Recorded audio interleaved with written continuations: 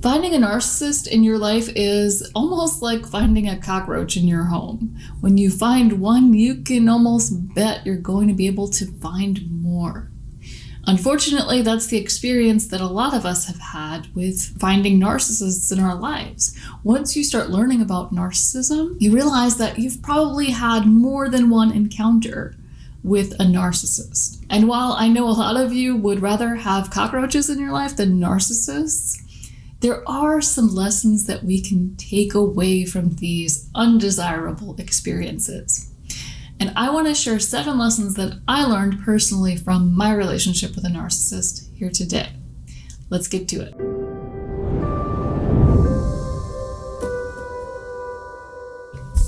Welcome to the Common Ego community. My name is Christina, and on this channel we talk about emotional abuse, self-development, and spirituality. And today's topic kind of touches on all of those. I'm going to jump right into this topic, but first I want to mention that what I'm talking about here today are lessons that I learned personally. So when I share these lessons, I'm not saying that these are lessons that you should learn or should have learned, and the things that I say may resonate with you or not. You may have your own lessons that you've learned through your experiences. And if you feel so inclined, you can share your own lessons in the comments. They may help someone else. All right, so let's jump into the 7 lessons I learned from a relationship with a narcissist. And the first lesson that I learned was by far, for me, the most profound and the most valuable for my life. And that lesson is that there's more to this life than what we see or what we know. And I think most people share that general belief, even though people have different faiths and we all have different levels of faith too. For me, it was about having experiences that I could not explain any other way. Experiences that I could only refer to as divine intervention. After looking back and having some time away from this relationship and all that went on, I now believe that there are reasons why myself and so many other people do have these spiritual experiences during and immediately after relationships with emotionally abusive people. It's almost as if these relationships take us so far away from who we are and maybe even who we're meant to be that we need a little help getting back to ourselves. In this video, I'm not going to get into the specifics of my story and what all happened. I do have one video that I will link to where I talk about one of the experiences that I had.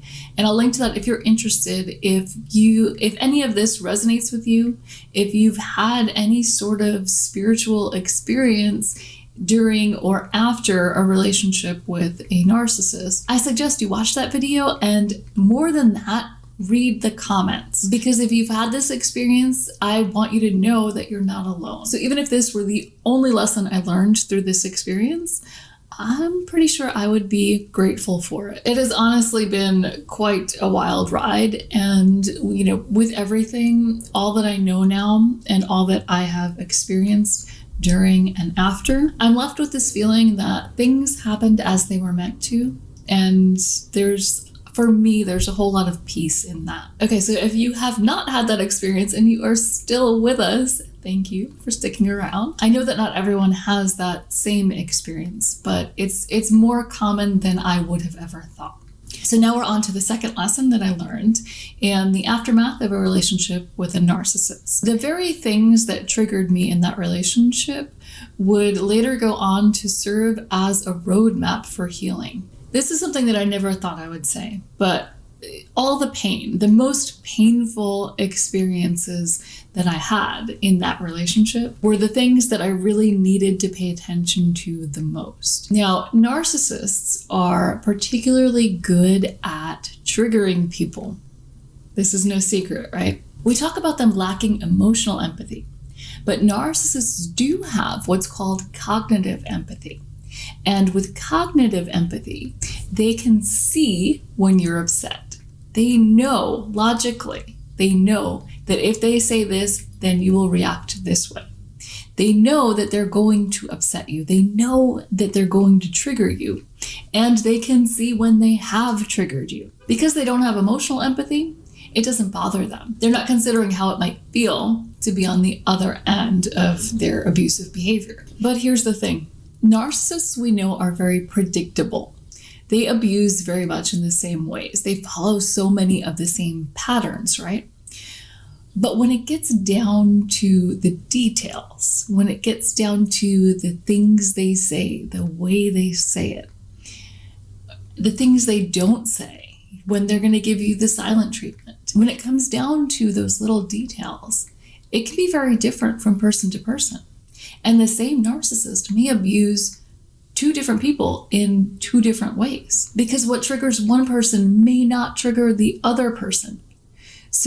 And if they're not triggering that person, then they're not going to get their way. A narcissist is purposely using those triggers to emotionally manipulate their targets. And if it's not working, then they're going to go on to something else. So my point here is that what triggers me is not the same as what triggers you. And even if we were to have a relationship with the same narcissist, it will be a different relationship. And I'm going to be hurt in different ways than you're going to be hurt. And so in the aftermath of this relationship, I naturally turned my focus to the other person. What's wrong with them? Why are they the way they are? Are they replaying past trauma? What's going on there? Because it's always easier to do that when you're looking at somebody else. But then I decided to apply that to me. Once I had thoroughly exhausted all that, I decided to apply that same logic to me. Okay, so if that's what they're doing, what am I doing? And I started looking at the most painful experiences, because that's what this was for me, this relationship. There was some good, but it was really just a lot of painful and hurtful experiences. Looking at the most hurtful experiences is where the biggest lessons were for me. And for me, it was about paying attention to how I felt in those most hurtful moments, how I felt, and thinking about when I had felt that way before. Because I am a firm believer that we end up replaying the same story in different ways until we learn the lessons that we're meant to learn. After this relationship, I was ready to learn whatever lesson I needed to learn to stop replaying the same story. As a reminder, these are my lessons. These are things that I've learned in the aftermath of a relationship with a narcissist. I'm sharing them with you because I've found them to be true and helpful in my own life. And you may find them helpful too, or you may not. At the very least, it might be interesting to hear somebody else's perspective. So the third lesson I learned from a relationship with a narcissist is that boundaries, they're a thing. I've always been a people pleaser. I've always struggled with that. And I never really had very strong boundaries. And what I learned from all this was that boundaries really help protect you. It's kind of like, for me, I look at it as like a protective bubble. Boundaries help keep that self intact. Without good boundaries, anyone can tear you apart. They can attack your self-esteem, your sense of self-worth. And you're just letting them do that if you don't have the right boundaries up. So boundaries aren't about being mean to other people, and they're not even really about so much keeping other people out. It's more just about protecting what's here. So in the aftermath of this relationship, that is something that I've learned that I really needed some work on. First, I had to learn what boundaries really were, and then how to enforce them. And, sometimes it can be tricky to enforce boundaries, especially as a recovering people pleaser. It can be difficult to enforce those boundaries, but I found that it helps to remind yourself why you're doing it. After a relationship with an emotionally abusive person, we all know full well why we're doing it. We all know full well the consequences of not having strong personal boundaries. So the fourth thing that I learned from a relationship with a narcissist is that I had a few more flaws than I realized. When you start learning about narcissism, you start learning about some toxic behaviors and about the dangers of being passive aggressive and how damaging it is to other people. And I definitely recognized some behaviors that I had been guilty of in the past too. If we can't learn and grow, if we can't self-reflect, then we're no different than any narcissist out there. It's really important to do that. And this is not taking any responsibility away from the other person who was emotionally abusive. And it's absolutely not taking blame for their abuse. But with that said, we can't pretend we're perfect either. So the fifth lesson that I learned, this was a hard learned lesson, is sorry is just a word. So I have always trusted my gut. I've always really relied on my intuition. And in a relationship with a narcissist, I still knew that my gut was right. I still knew that my intuition was telling me what was going on. Something's not right here. But I suppressed that intuition. There are plenty of times that I knew I was being lied to. And no matter how many times I argued it, this person wasn't going to admit that they were lying. And I would just end up spinning my wheels. So after a while, I just kind of gave up. I gave in. But I still felt like I was able to trust my gut and trust my intuition. The Hoover was the trickiest part for me. And that was the part that was most difficult for me to accept. Because when a narcissist hoovers, when they come back, not all narcissists hoover. I have a few videos on that. If you want to know more about hoovering and what it is and all that, I'll link to those videos. But essentially, they've discarded you and they're coming back around. Now, at this point, on some level, they are re-idealizing you. So they're actually believing a lot of what they're saying.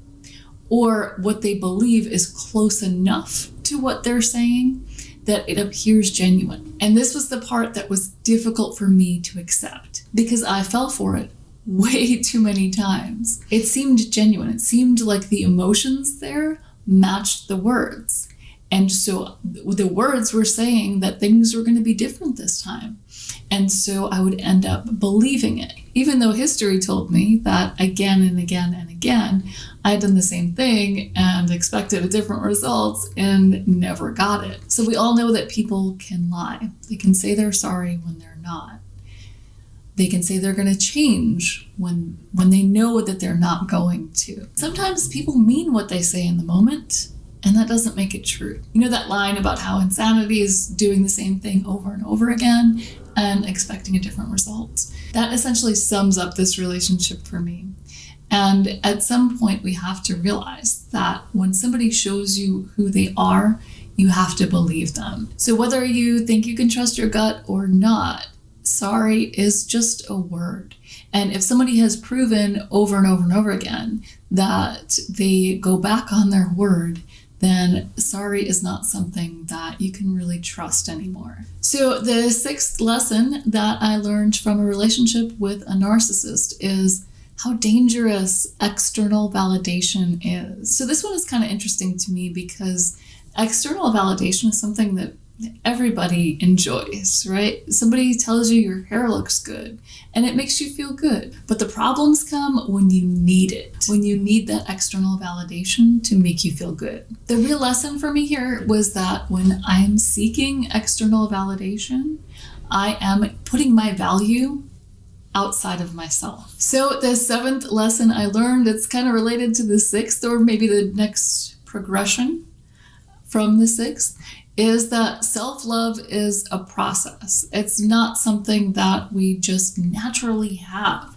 It's something that we always have to work on, especially in a society that is constantly telling us that we're not good enough for whatever reason. So self-love, I've learned, is something that's ongoing and it needs to be a part of my life. It needs to be something that I am taking care of on a regular basis to make sure that I'm taking care of my health, that I am feeling good, and that I'm not seeking value outside of myself. So those are the 7 lessons that I learned from a relationship with a narcissist. And again, these are very personal to me. Maybe you learned similar lessons. If you feel like sharing the things that you've learned, please do. I would love to hear it. And I tried very hard not to go off on too many tangents in this video. I tried to keep it concise, but it's a little bit of a different video, being a little bit more personal to me.